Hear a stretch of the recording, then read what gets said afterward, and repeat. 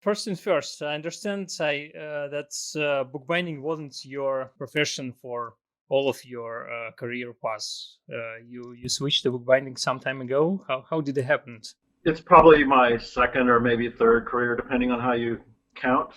But yeah, I had a software consulting company for probably 30 years or so, Yeah. and just kind of burned out on it, really. I'm not interested in doing that anymore. The industry had changed to something I was not really interested in doing anymore, and just totally burned out. So I've been looking around for something else to do, and my degree's in history, so I've spent a lot of time with books and the stacks and the rest of that. Okay, And it turned out, it's a very interesting path from history to software engineering to bookbinding. well, the software came first, and then the history, and then the Oh, okay. software. Um, yeah, it took me a long, long time to get out of school. From the time I first started college to when I got out, it was something like 27 years or something. 27 years and four colleges, and so it was a long, long process. Okay, yeah, But I can understand that quite well because when I was deciding where to go to the university, my choices were computer science, history, journalism, and philology, and somehow I chose computer science. I don't know why. yeah, um, well, I started when I first started in college. It was really not before computer science, but it was very early on. So the first time I was at school, my major was astronomy, and then kind of moved into math, and then eventually ended up at a different college and studied drafting. okay, And then that kind of, then I got a job as a drafter. And then that was right the era when computer aided drafting started up. So then it kind of not the shifted. best moment. Yeah. So it kind of shifted from manual drafting into computer drafting where I learned all this, that computer stuff. Okay, And then continued on to school for that and got a degree in computer science, and then later ended up with a degree in history from UMass Boston, which I enjoyed very much, but haven't really used it as a history degree, but it's a really good one for learning how to read and comprehend and learning how to write and make yourself understood yeah, and be able to develop an idea from start to finish. I guess, Uh, and to gather wide to I don't know how to create a broader picture of things, of events and ideas, because you need to grasp lots of things when you are working with history. well, that's it exactly. I mean, nothing occurs in isolation, so you have to see what is going on at the same time. Yeah, And it's not just history. I mean, that's the same in any kind of business. You can't just make a decision without knowing the rest of what's going on. So, but I mean, the most important thing that you get out of the history degree is learning how to read and write because it's a whole different thing. Being able to read and comprehend and then being able to write and be understood. yeah, that's true. That's quite important and helps in a lot of ways. It But does, yeah. so how did you move to bookbinding? Why Well, when bookbinding? I had like I said, I had a software consulting company, and I'd had many clients, but one client I'd had for a very long time, probably 10 years or so. And they had been going through a tremendous amount of upheaval. And none of that's really important for here, except that they had a tremendous amount of upheaval, and the entire management of the place changed. And the new manager that came in was interested in getting rid of the consultants, which he Okay. did. And at that point, I decided I didn't really want to do consulting anymore because it's really exhausting to try to go out and find a new job every 6 months. And so that I was just kind of decided to go get a real job and went for, and this is what really kind of decided that I didn't want to do software anymore, was I got an interview at a place and it was 14 hours of interviews over 4 days. I met everybody in the company from the secretary to the CEO, and they said, everything looks good. We'll have an offer out to you the first of the week. And then Monday came and went, and Tuesday came and went, and Wednesday came and went, and Thursday came and went. And then you start writing emails asking what's going on, and then you start making phone calls saying what's happening. And finally, about 3 weeks later, I get a voicemail saying, we decided to go in a different direction, but I'm going into a tunnel and I can't talk. Okay. Like, that's abrupt. Okay. And then the second time I got another interview. It went really well. It was only 1 day of interviews, but I met a lot of people and said, everything looks good. We'll have an offer to you on Tuesday as soon as we get through HR. And I got the newspaper on Saturday, and that entire division had been laid off.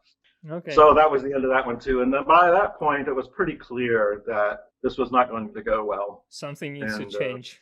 Something needs to change, and I wasn't terribly interested in doing the software anymore anyway. And it just so happened that I was looking around for something to do and realized that North Bennett Street happens to be in Boston. So it's one of the only schools in the country. It's the only accredited school in the country. Yeah. And I wouldn't have to move to do it. Software treated me pretty well, so I could afford to do it. So I did it and went to North Bennett for their 2-year program, graduated there in 2016, and been doing it ever since. And I got lucky while I was there. In between my first and second year, there was a bookbinder in Vermont who was retiring and looking to get rid of all of his equipment. But the deal was you had to take it all or none, Didn't want to be one of those selling a car for parts and ending up with a whole bunch of stuff that you have to pay to carry off to the to the landfill or something. So it was just terribly, terribly lucky in that for one, it was in Vermont, which is not that far away. I mean, it's not like you're going to St. Louis or LA or something. So it's like, I don't know, 4-hour drive from here. So I was able to do that, and he was super nice about it in that he said I could leave everything there until I got out of school. So I was able to do the transaction and then not have to find some place to put it right away. So I had a year to find a place to put it. Yeah. And then, so I had a couple of friends of mine from North Bennett who were in the furniture department, former Marines who still had all their muscle, and they went up to Vermont with me, because you know how heavy this equipment is. Oh, yeah. And they helped me move everything. Even the wooden equipment can be quite heavy, but all the metal stuff is just incredibly heavy. And, well, the guillotine is enormously heavy, and then the board chair, of course, comes apart, but it's still a steel top board chair. Yeah, yeah. And there's a standing press too. So between those three and the job backer, I mean, there's a lot of heft there. So yeah, it was a long day. We were just talking with Ben last week, and he was showing around his workshop, and he was like, okay, this is a ton, this is a ton. This is, I don't know, several hundred kilos. So yeah, it's just how it goes. Well, yeah, that's the thing. And I mean, I ended up a really good place, probably the best place I could have ended up, I think, that was able to accommodate all that. So I got it all moved. It was a long day. That started like 5 a.m. and we got done at around 10. And one of the guys had to drive back to Attleboro, which is down by Rhode Island. Okay. So it was a super long day for everybody. I can imagine. But been there ever since, and it's doing well up until this latest 4 years. More or less, yeah. Oh, actually, it has been. Yeah. The lease runs out in July, so in July we'll be starting my 5th year. Yeah, 4th or 5th year. 4th year, 5th year. Doesn't matter. It's a while. Yeah. But it's a nice place. Yeah, I never been doing bookbinding for such a long time, without doing anything else, because I always had some other gigs, some other jobs, sometimes daytime jobs, sometimes part-time jobs. So bookbinding never was the main thing for me until we moved to the Netherlands, and I started working on the shop like a full-time job. So yeah.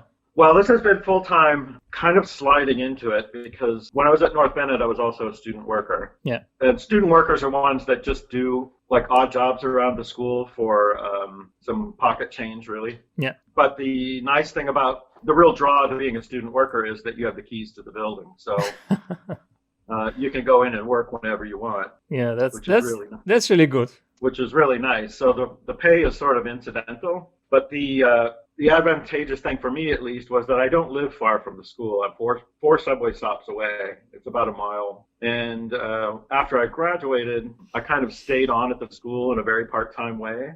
Yeah. One of the student worker jobs is a receptionist to work the front desk. So I would continue to fill in for the receptionist if she was out sick, or had to take off for a day or, something like that. So that eventually she decided to transition towards retirement, which meant that I was working at the school for 2 days a week for close to a year over the last year. So that really gave me a nice cushion for trying to build the bindery up to a full-time job, because you don't end up with enough clients to be full-time right out of the box. Oh, yeah. It takes some time to get there. So that was really, really nice for me, where I could just sort of move into the full-time stuff by staying 2 days a week at the school and 3 or 4 days a week at the bindery. Yeah. Finally, the receptionist decided to retire full-time. I mean, fully retire, not just partly retire. Yeah. So I said that I would stay there full-time for 1 month till they found a replacement. And at the end of the month, they still hadn't found a replacement. But in the meantime, I had landed an enormous job that I needed to go do. So the 1st of February, I left the school, and then bookbinding was full-time since then. And then all of this happens.